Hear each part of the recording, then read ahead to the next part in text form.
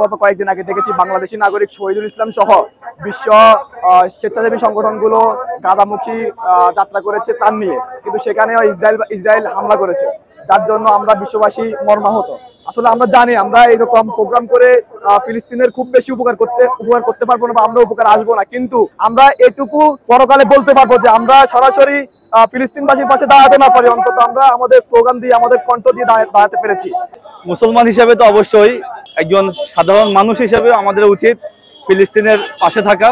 এই যে সারা পৃথিবী থেকে অনেকগুলো মানবতা সম্পন্ন মানুষ যারা গাজার উদ্দেশ্যে রওনা দিয়েছে, তাদেরকেও আটক রেখে নেতাহুয়া বাহিনী যে ন্যাক্কারজনক ঘটনা জন্ম দিয়েছে, আমরা ফেনীবাসী, ফেনীর যুব সমাজের একটি অংশ, স্বেচ্ছাসেবীদের একটি অংশ, সাধারণ মানুষদের একটি অংশ, এটি আমরা প্রতিবাদ জানাই।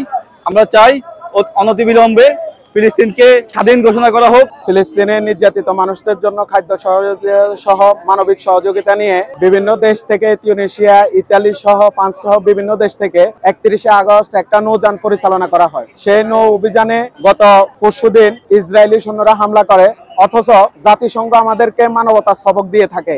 আজকে বিশ্বের এই ক্লান্তি লগ্নে মুসলিম বিশ্বের জন্য যে মুসলিম সংগঠন ওআইসি ছিল, তারা আজকে ইসরায়েলের বিপক্ষে কথা বলার কথা, কিন্তু কোন একটা অদৃশ্য শক্তির বলে আজকে মুসলিম বিশ্ব পর্যন্ত মুসলমানদের এই নির্যাতিত ফিলিস্তিনের পক্ষে কথা বলছে না। আমরা আজকে এখান থেকে জাতিসংঘ সহ বিশ্ব মুসলিম উম্মার কাছে একটা মেসেজ দিতে চাই যে আজকে আমার ফিলিস্তিনে মুসলিমরা নির্যাতিত হচ্ছে, তাদেরকে খাদ্য সহযোগিতা দেওয়া হচ্ছে না, তাদের প্রতি বারবার নির্যাতন করা হচ্ছে। ইতিমধ্যে গত 2 বছরে প্রায় 66,000 মানুষকে হত্যা করা হয়েছে, তার ভিতরে শিশু এবং নারীর সংখ্যা ছিল বেশি। তাই আমরা আজকে জাতিসংঘের নিশ্চুপ থাকার আমরা অনেক বেশি উদ্বিগ্ন, এবং আমরা জাতিসংঘের এই নির্দেশ থাকাকে আমরা তীব্র প্রতিবাদ জানাই, এবং আমরা জাতিসংঘের প্রতি আহ্বান জানাবো যে তারা যেন তাদের সকল ধরনের সহযোগিতা ফিলিস্তিনে প্রেরণ করা হয়, প্রয়োজনে শান্তি মিশন যেন সেখানে পরিচালনা করা হয়।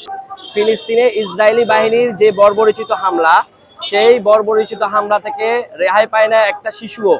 সেই হামলার শিকার হয়েছে নারী, পুরুষ সহ শুরু করে ফিলিস্তিনবাসী। আমরা দেখতে পেয়েছি যে গুটি কয়েক মানবাধিকার সংগঠন এবং কিছু স্বেচ্ছাসেবী সংগঠন ফিলিস্তিনবাসীকে সহযোগিতা করার জন্য নৌযান করে ফিলিস্তিনবাসীর জন্য খাদ্য সামগ্রী নিয়ে যাচ্ছিল এবং চিকিৎসা সামগ্রী নিয়ে যাচ্ছিল, কিন্তু আমরা দেখতে পেয়েছি ইসরায়েলি বর্বর বাহিনী সেই জায়গায়ও হামলা করেছে। অর্থাৎ এই হামলার মাধ্যমে তারা ফিলিস্তিনবাসীকে খাদ্যের অধিকার থেকে লুণ্ঠিত করেছে, চিকিৎসার অধিকার থেকে লুণ্ঠিত করেছে, মানবাধিকার লুণ্ঠিত করেছে। কিন্তু আমরা দেখতে পেয়েছি যারা মানবাধিকারের বুলি ছড়াই দেয়, পুরো বিশ্বে শান্তির বুলি ছড়াই দেয়, সেই জাতিসংঘ আজ নিশ্চুপ। আমরা দেখতে পাচ্ছি বিশ্বের বিভিন্ন বড় বড় দেশের রাষ্ট্রপ্রধানরা আজ নিশ্চুপ।